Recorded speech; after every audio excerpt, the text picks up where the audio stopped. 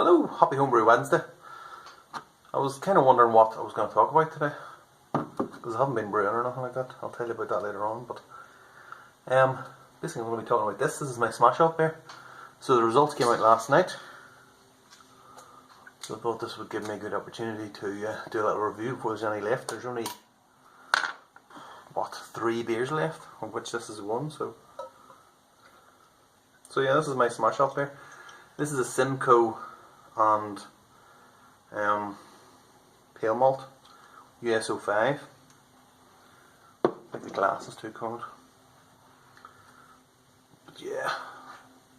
So yeah, this is, somehow I managed to get second place in the group, behind the Brewtube, whose beer was bloody fantastic, let's be honest. Head and shoulders, I think, personally I think it's head and shoulders above anybody else's in the group, especially mine, so I'm really surprised to get this. I don't want to sound like a miserable bastard, but I just don't think this beer was quite as good as it could have been, or maybe as it was. So basically that's what we're looking at there. So it kind of looks kind of dark. I'm almost convinced that it's got darker as time has gone on, as the age has gone on.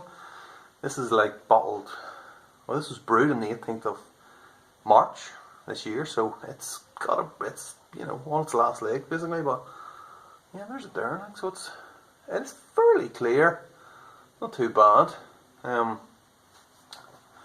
Obviously, some of with the amount of travelling that the beers do, I don't really expect any of the beers really. I don't think any of my beers. There was one beer that was really clear, which was the Pilgrim one. But the rest of them were kind of hazy, and I'm sure mine was hazy as well. So yeah, so this is it. So let's give it a little bit of a taste first. As it's got quite a good head. Carbonation is not brilliant. That's one of the problems I think with it. There is a little tiny bit of carbonation in there. If you like that kind of thing, yes, I do like a little bit of a fizzy beer. So that would kind of be marks down for me. The aroma's good. The aroma is good. Simcoe, you can't go wrong with Simcoe. A little bit of background about this beer is that I brewed this off the back of 2 infected beers, and I was kind of on low, and I thought to myself, well, I'm just gonna do everything by the book and not take any risks or any chances of doing anything that I hadn't done before. So that's pretty much what this was. This was Sam Allardyce, basically, my Sam Allardyce beer.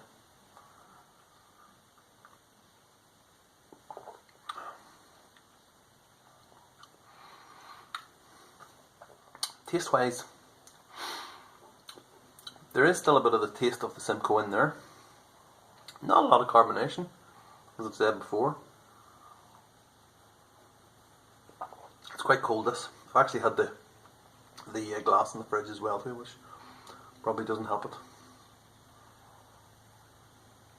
A little bit of bitterness in there. Get a nice bit of a fruity taste of it as well. But yeah, so as I said before, I'm surprised that I've actually got into the final, because this beer, when this beer first came out, in the first couple of weeks, it was absolutely stunning. I'm not really one to blow my own trumpet, but that was really bloody good. And I was drinking out of glass bottles as well. This is a PET bottle, plastic bottle, and the carbonation in the glass bottle compared to the PET bottle was far better. It was what I was intending. So it's a bit more than that, but not overly fizzy. But for some reason, the PET bottles, the plastic bottles, they were just different for some bizarre reason. I'm not entirely sure why. I don't know.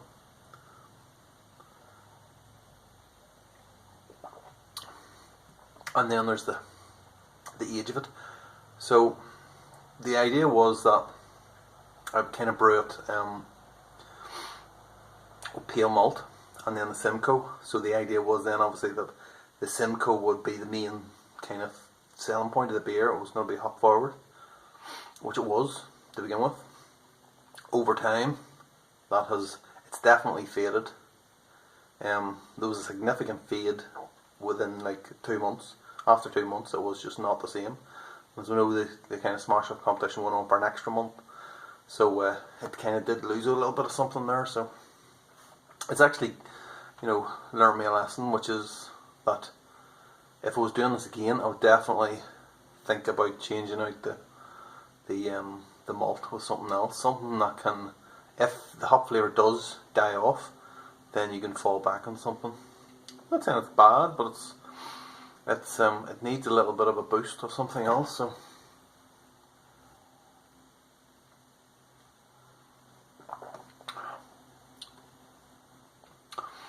it's really easy to drink. It's really, really easy to drink, which was the other idea, which is to make it just how I like it, just nice and chuggable. Maybe the carbonation helps us, but it's kind of a light to medium mouthfeel. But it's one of them beers where you can just knock it back. There's a nice bit of bitterness there as well. I think it's about 48 IBUs. I don't think I put it on the bottle, but I think it's about 45 to 48. As far as hops go, then there was about 100 grams went into the boil, and about another 100 grams of a dry hop.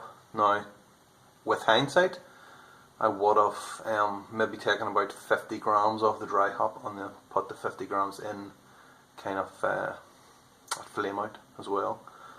So I think I did. Normally with single hop beers, I would stagger the hop drops. So it would be like 60 minutes. I don't actually have my notes handy at the minute, but it's usually, it would be 60, 45, 30, 15, 10, 5. It's some kind of combination, but there was about 5 or 6 different drops.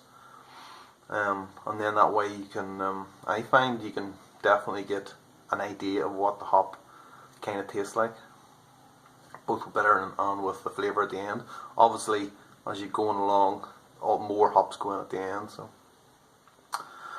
yeah, that's it. So yeah, I said I don't want to sound like a whinging bastard, like I said before, but I'm not overly pleased with how it's turned out now. But I mean, it's it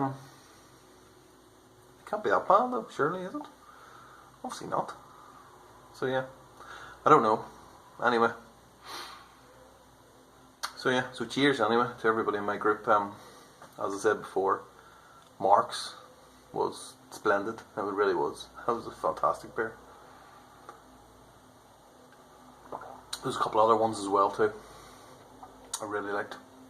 There was the one of the Pilgrim hops, which I've already mentioned. I've actually bought Pilgrim hops on after tasting that one for a brew. At least I think they're Pilgrim hops, because when they came they didn't have any sticker on them to tell me what they actually were, so it was just like one of those silver packets. So I'm hoping that it's Pilgrim hops. That's certainly what was on the invoice.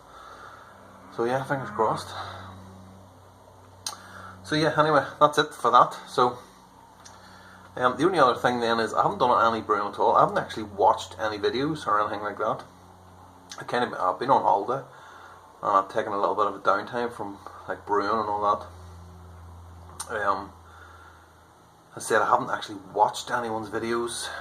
I've watched 2 videos, I think, which is one was Jay Corey's video, which I won the he sent me a message saying that I'd won his subs competition, so that's excellent.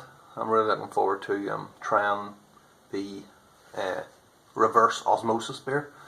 I've seen those little pumps before, so I'm curious to see what it does to a beer. They're a bit pricey, and I wasn't ever sure if it worked as well, or what, if you need to replace the parts all the time, or what way it works. So, but it is something that I looked at a while ago, especially when we were building the house. So, that's what I'm interested in. So,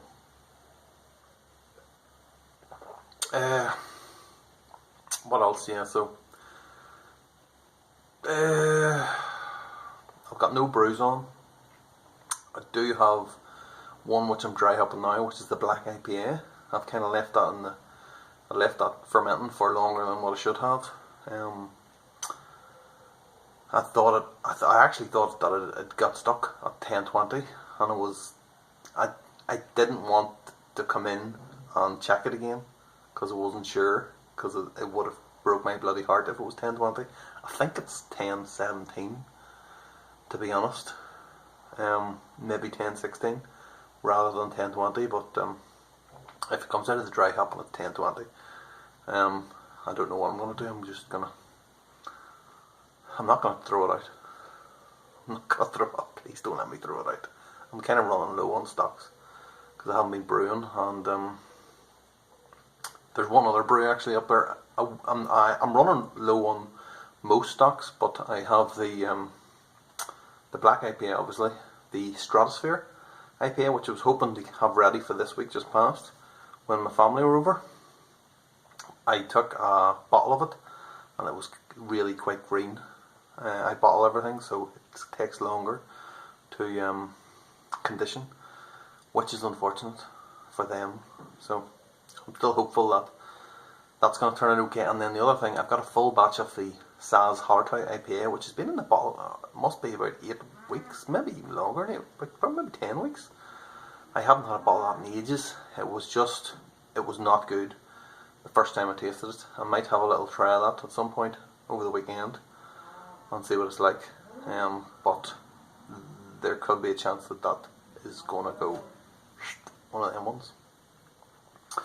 So, yeah. So I'm going to have to start brewing again. Got some supplies in anyway, so we're okay on that side. Say I've got the Pilgrim hops, so I'm going to definitely do something with them at some point. But I've got a list as long as your arm of stuff I want to do, so like most people, I suppose. So yeah, I've been shopping as well too. So my last Homebrew Wednesday, I was saying that my thermometers, every thermometer I had in the house, is broke. Well, I've got 2 thermometers. One is the same as the other one that I had, the little digital one, the meat thermometer or whatever it is. Got one of them, but I've also got one of these yokes. So yeah, 30.1. So yeah, I need to test them. Obviously, they came a couple of days ago, but I haven't got around to actually testing it to see if it works. I don't know if I need to calibrate it or anything, but we'll see. The other thing I got, which is slightly brew-related, was I was in Lidl the other day. I got one of these, look. It's like £4, £4 English pounds for that. It's like a little plate on wheels for pushing plant plots, or basically fermenters, around the place. So it means that I can take them from the house, and I can bring them in here in the garage, and I don't have to carry them and break my back, so happy days. So yeah. So that only leaves me with one more thing to talk about, which is the Brewtube Gathering in London this weekend. It's going to be awesome. Yeah, so I'm flying over then on Friday morning, and yeah, but by the time I get into anywhere near the hotel, it'll probably be 10:30 or 11. So it could be touch and go whether I meet up with everybody in the pub beforehand, or whether I just meet you in there. But I don't know. We'll see. I've